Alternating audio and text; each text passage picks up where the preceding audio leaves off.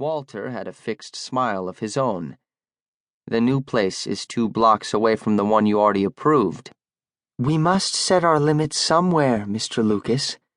May I point out also that your situation has changed. When you applied, you were living with another student, one whose graduation date was supposed to be this coming December.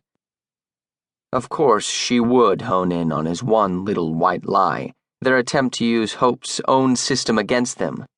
Kara, as a 5th-year senior, was practically a shoo-in for off-campus digs, especially since she was engaged. With her on the application as a mid-semester graduate, their request had sailed easily through. Except Kara never intended to stay that long, and as soon as the ink was dry on Hope's approval of their living arrangements, she immediately signed up for summer classes and August graduation. It was sleight of hand no one would have paid attention to until it was too late, except the idiot landlord had stopped paying his bills and busted their plan wide open. Walter tried to dust this detail under the rug as delicately as possible. She managed to finish early so she could take an internship back in Chicago. That's not my fault either.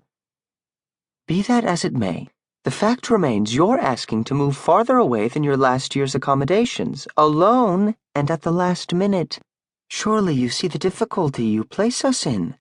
If we allow you to do this, we'll be flooded with requests to let others do the same. They were flooded with requests to live off campus because Hope was the only place Walter had ever heard of that didn't let students choose their own places of residence. It was drop-dead insane, but voicing this opinion wouldn't help his case just now. It's important we foster the Hope community, the dean went on. Our students and their parents expect us to provide a safe learning environment for those attending Hope. How can we do that if they're scattered across town? Young people don't always make the best decisions for themselves. We're taking away an opportunity to fail on that score. I'm perfectly capable of making decisions about where I live, Walter replied, and as far as my parents go, I'm better suited to make decisions for them, too. He hated the way her expression turned to pity. Yes, I'm well aware. Don't you see, though, that this is even more an argument to let us take care of you for a change? How can you argue that having to pay rent, utilities, and shop for your own meals is an advantage? Why do you need anything else to worry about? I've earned the right to make those decisions for myself. I'm not some wide-eyed freshman. I'm not even a typical junior. Dean Stevens, you know my situation.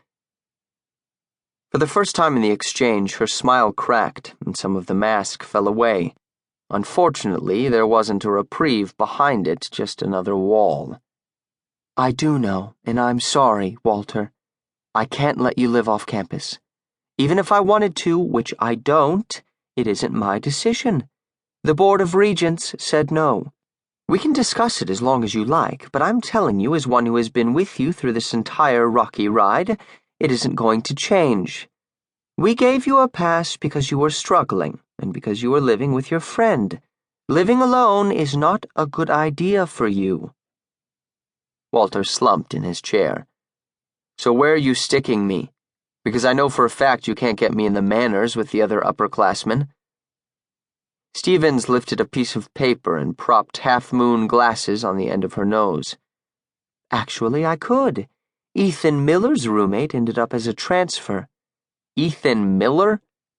Images of waking to a horny, desperate geek in a room full of science experiments filled Walter's mind. He glared at her. Try again. Pursing her lips, she scanned the paper further. I have a handful of other spaces available.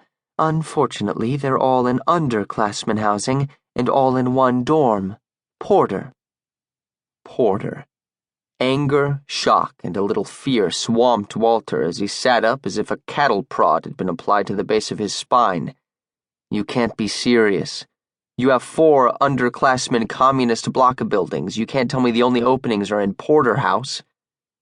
Porter never fills, as you well know, though this year we've come far too close for comfort. Next year won't be an issue with the new dorm's construction. For now, however, it's Porter or rooming with Ethan Miller. What lovely options. Walter tried to marshal himself, but it wasn't easy.